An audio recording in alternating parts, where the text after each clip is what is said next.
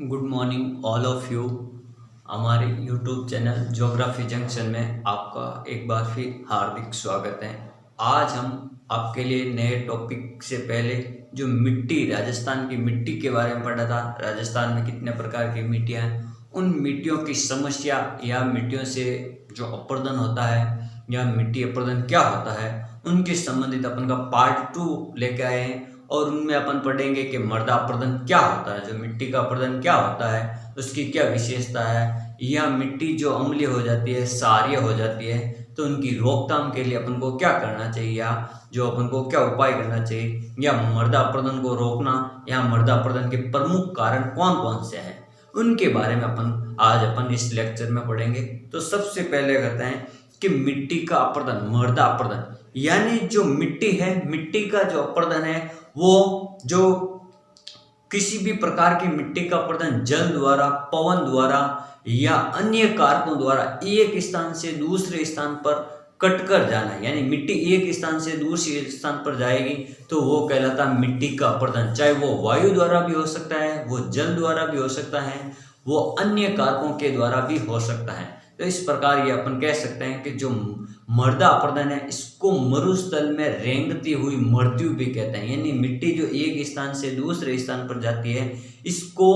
मरुस्थल में रेंगती हुई मृत्यु भी कहा जाता है। अब अपन आगे पढ़ते हैं कि मरुस्थल में जो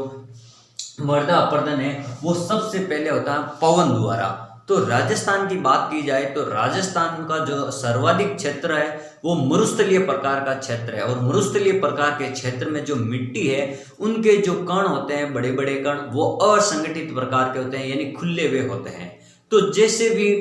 वायु या पवन के द्वारा जो बाउंडर आता है, उनके साथ एक स्थान से दूसरे स्थान पर मिट्टी का जाना वो पवन द्वारा अपरदन कहलाता है। और जब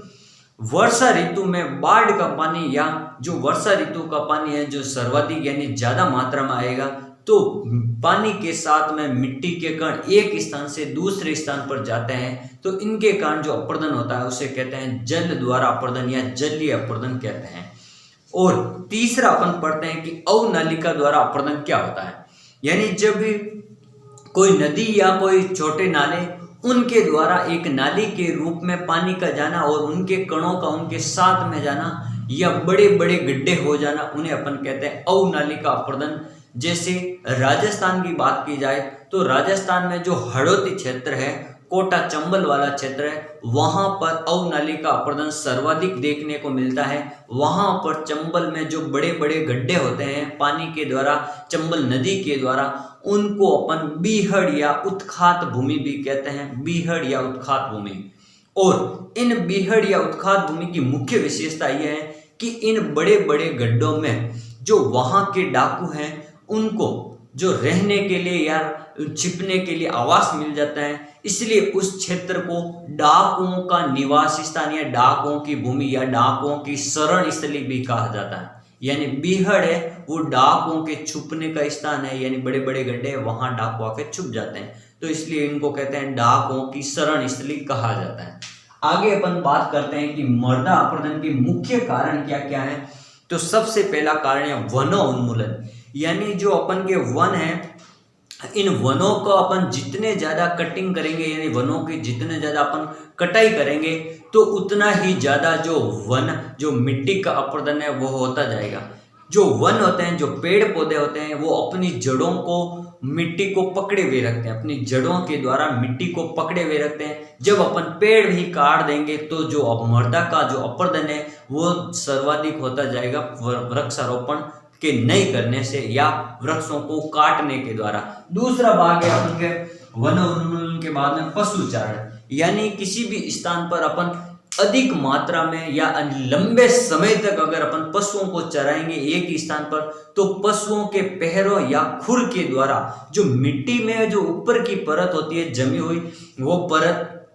मुलायम या कमजोर हो जाती है और मिट्टी वहां की जो उखड़ जाती है, और उसके कारण जब मिट्टी एक स्थान से दूसरे स्थान पर चली जाती है तो वो भी मृदा का अपरदन होता है पशुचारण द्वारा। यानी एक स्थान पर पशुओं को बार बार या अधिक लंबे समय तक नहीं चराना चाहिए। इससे क्या होती है, मूल मिट्टी की जो उर्वरक शक्ति है वो कमजोर हो जाती है, कम हो जाती है।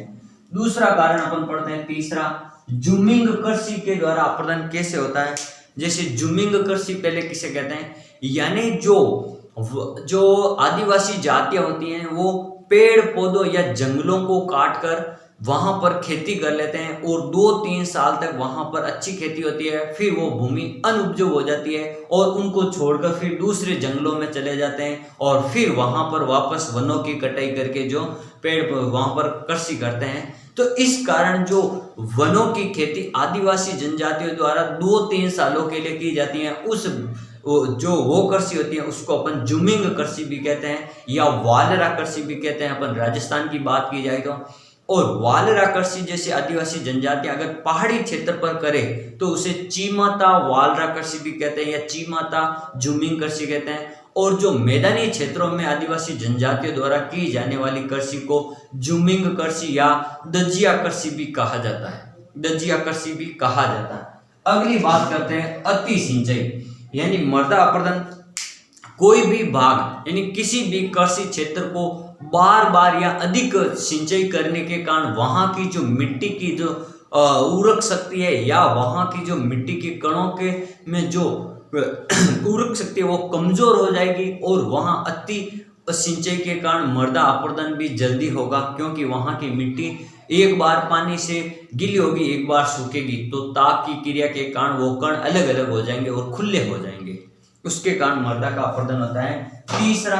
रासायनिक उर्वरक, यानी जो रासायनिक अपन खाद काम में लेते हैं, रासायनिक उर्वरक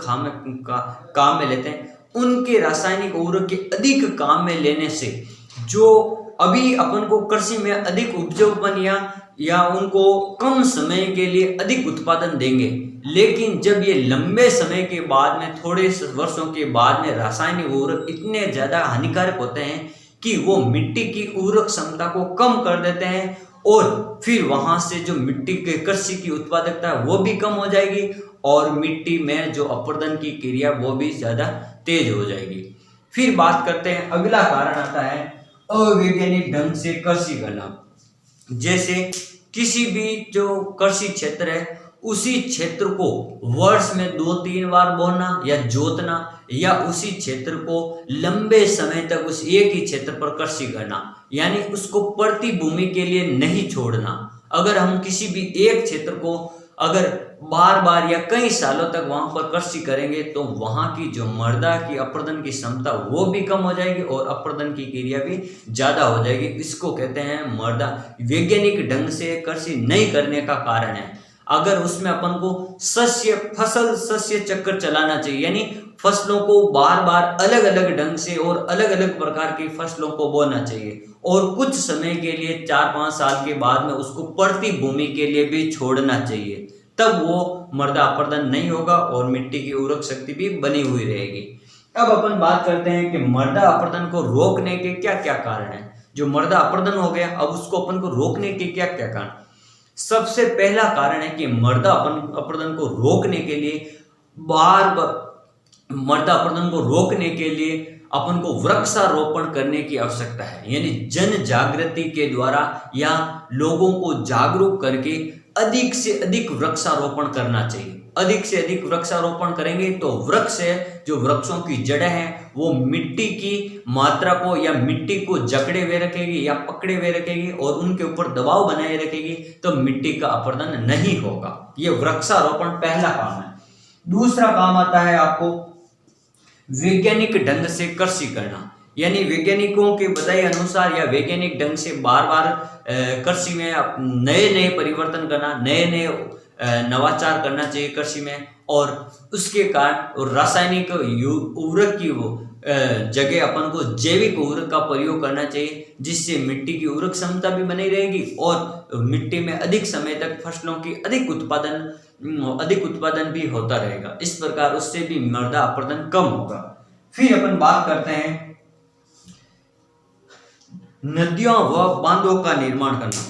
क्या है, ज्यादा बारिश होगी तो मिट्टी का अपरदन तेज, जो जल होगा जो उस पानी के कारण जल के कारण जो तेज बहाव बन जाएंगे, लेकिन जहां ढाल क्षेत्र है या तीव्र ढाल वाले क्षेत्र है वहां पर जगह जगह पर एनीकट या बांध या नहरों का निर्माण करना या झीलों का निर्माण करना या तालाबों का निर्माण करना, जिससे उस क्षेत्र का जो पानी है वहीं पर इकट्ठा हो जाए और दूर तक बहा न जाए। इसके कारण क्या होगा, जो पानी है वो सीमित स्थान या सीमित क्षेत्र पर ही जमा हो जाएगा और बाढ़ जैसी समस्या पैदा नहीं होगी और मृदा अपरदन भी नहीं होगा। बांध निर्माण, जिले बनाना, तालाब बनाना, इसके कारण।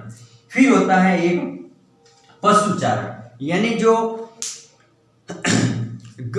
कृषि क्षेत्र में जो अपन पशुचारण करते हैं, तो कृषि क्षेत्र में अधिक समय तक पशुचारण नहीं करना चाहिए और पशुओं को किसी विशेष स्थान पर जो कृषि योग्य भूमि नहीं है वहां पर, यानी कृषि अयोग्य भूमि पर जाकर पशुओं को पशुचारण कराना चाहिए, ताकि वहां उनके खुरों से कोई अपरदन भी ना हो और कृषि योग्य भूमि की उर्वरक क्षमता बनी रहे और मृदा का अपरदन भी होने से अपन इनको रोका जा सकता है, यानी पशुचारण कम से कम करना चाहिए। फिर आता है पहाड़ी ढालों पर मेड़बंदी बनाना, यानी जैसे कोई भी पहाड़ी ढाल है वहां अगर आपको मिट्टी अपरदन को रोकना है तो वहां पर सीढ़ी नुमा खेती या सोपान नुमा खेती करनी चाहिए। जैसे असम वगैरह में चाय की खेती है, पश्चिम बंगाल वगैरह में, तो वहां पहाड़ी ढालों पर जो मिट्टी अपरदन होता है उनको रोकने के लिए जगह जगह पर पहाड़ी ढालों पर मेड़ बनाए जाते हैं, यानी समोच्च जो लाइनें होती हैं, जो सीढ़ी नुमा कृषि की जाती है, खेती की जाती है, मेड़ बनाकर वे उस प्रकार की खेती करनी चाहिए, जिससे पानी की जो मात्रा है वो उन मेड़ों में से धीरे धीरे होकर नीचे की ओर जाता है, उनमें जमा हो जाएगा अधिक से अधिक पानी और धीरे धीरे कम पानी नीचे जाएगा। इसके कारण मृदा अपरदन नहीं होगा। अगला अपन बात करते हैं कि मृदा अपरदन को राजस्थान में मिट्टी की जो समस्या है उनकी में कौन कौन सी समस्या है राजस्थान की मिट्टी में। तो सबसे पहले राजस्थान में जो सर्वाधिक क्षेत्रफल पर मरुस्थलीय क्षेत्र है, जिसकी मिट्टी है, जिनके कण बड़े बड़े हैं, जिनमें नमी धारण करने की क्षमता बिल्कुल कम है और उन कणों में नमी धारण नहीं होगी तो आर्द्रता की कमी होगी और इन मिट्टी के क्षेत्रों को बार बार सिंचाई करने की आवश्यकता रहेगी। इसलिए अपन को इसमें जो उर्वरक शक्ति की जो सबसे ज्यादा समस्या आएगी वो है मृदा राजस्थान की मिट्टी में या पश्चिमी मरुस्थलीय क्षेत्र में उर्वरक शक्ति की कमी, यानी इस मिट्टी की सबसे पहली है कि उर्वरक शक्ति में कमी, और अपन इस उर्वरक शक्ति को बनाए रखने के लिए रासायनिक खादों का बार बार या अधिक से अधिक प्रयोग करते हैं, इसलिए मृदा अपरदन भी ज्यादा होता है। अगली बात करते हैं अपन मरुस्थलीय प्रसार, यानी राजस्थान में जो कृषि योग्य भूमि है अब वो भी उसमें भी और अधिक मरुस्थलीयकरण होने लग गया है। जैसे अरावली के पश्चिमी भाग में अभी पूरा मरुस्थलीय क्षेत्र है, शुष्क और अर्धशुष्क क्षेत्र में, लेकिन जब अरावली के दर्रों से अजमेर की ओर जाते हैं तो मरुस्थल का विस्तार होता जाता है। अजमेर की जो पहाड़ियां हैं उनके बीच से मरुस्थल का विस्तार होता जाता है। इसे अपन मरुस्थल का या मरुस्थल या रेगिस्तान का विस्तार बढ़ रहा है और इस विस्तार से बढ़ने के कारण कृषि भूमि में या मिट्टियों में उनमें भी परिवर्तन होगा और ये भी राजस्थान में सबसे बड़ी समस्या है। अगली बात करते हैं खरपतवार की समस्या, यानी जो राजस्थान की जो मिट्टी है मरुस्थलीय या जो क्षेत्रीय मिट्टी है उसमें कई सारे कृषि के साथ साथ में छोटे बड़े जो पेड़ पौधे हैं या वो खरपतवार है वो ज्यादा उगते हैं और उसके कारण जो फसलें हैं या मिट्टी अपरदन है उनमें जो समस्या आती है मिट्टी से संबंधित। अब अपन बात करते हैं कि जो राजस्थान की मिट्टी है या जो भारत लेवल की मिट्टी है उनमें जैसे कुछ मिट्टी अम्लीय हो जाती है, कुछ क्षारीय हो जाती है, कहीं उदासीन मिट्टी है, उनके उपचार को रोकने के लिए अपन को क्या क्या करना चाहिए। यानी मिट्टी का जो पीएच मान है, अगर पीएच मान 7 है तो वहां पर मिट्टी आपकी उदासीन होगी। अगर पीएच मान मिट्टी का 7 से कम है तो वहां की जो मिट्टी है वो अम्लीय हो जाएगी, और किसी मिट्टी का मान अगर पीएच मान 7 से अधिक है तो वहां की मिट्टी क्षारीय हो जाएगी। अब इनकी अम्लीय क्षारीय लवणीय मिट्टी को रोकने के लिए अपन को क्या उपचार करना चाहिए। तो सबसे पहले बात करते हैं कि जब मिट्टी का पीएच मान अगर 7 से कम हो जाए और मिट्टी में जो अम्लीयता यानी मिट्टी की प्रकृति है वो अम्लीय प्रकृति की मिट्टी हो जाए, तब उसमें अपन को फास्फोरस है, जस्ता चूर्ण है और चूना, यानी अपन पढ़ते हैं चूना, इनका प्रयोग करना चाहिए ताकि मिट्टी की उर्वरक क्षमता को बनाए रखने में ये सबसे महत्वपूर्ण या सहयोगी घटक माने जाते हैं। फास्फोरस का प्रयोग करना, जस्ता चूर्ण का प्रयोग करना और चूने का प्रयोग करना। दूसरी बात करते हैं, अगर मिट्टी का मान पीएच मान अगर 7 से अधिक हो जाए, 7 से अधिक हो जाए तो वहां पर मिट्टी क्षारीय प्रकार की मिट्टी हो जाएगी, और क्षारीय प्रकार की मिट्टी में जिप्सम का प्रयोग करना चाहिए, यानी अपन कह सकते हैं खड्डी का प्रयोग करना चाहिए, जिससे खेतों में खड्डी के प्रयोग करने से जो मिट्टी की जो क्षारीय समस्या है वो कम हो जाएगी, या उसमें क्षारीयता की जो प्रकृति है उसमें कमी आ जाएगी और मिट्टी वापस अपनी उर्वरक क्षमता को बनाए रखने के लायक हो जाएगी। इस प्रकार मिट्टी में वापस फसलों का उत्पादन भी अधिक होगा। एक बात करते हैं कि राजस्थान की जो